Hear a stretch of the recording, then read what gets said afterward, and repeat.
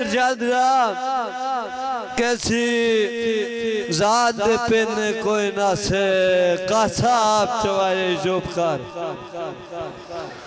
कैसी जात पिन कोई ना से कासाब चवाए चुप कर किसे बस्ती शायद आया के मामू मेरा हाल बनाए चुप कर मेरा दिल एक रेत दी कोठिया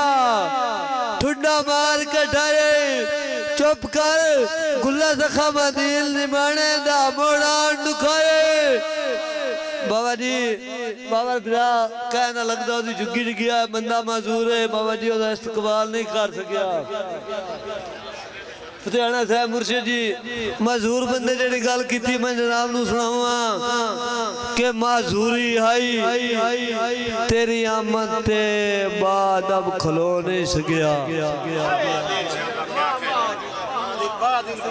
माजूरी हा तेरी आमद ते बाद अब खलो नहीं सकिया आदिल तू इस्तकबाल तेरा जिवें दिल लाई हो नहीं सकिया ते तेरे मुंह तू धूड़ा सफरा दी हंजू नाल मैं धो नहीं सकिया सारी जिंदगी एक सजन में देता कर एक तू धो नहीं सकिया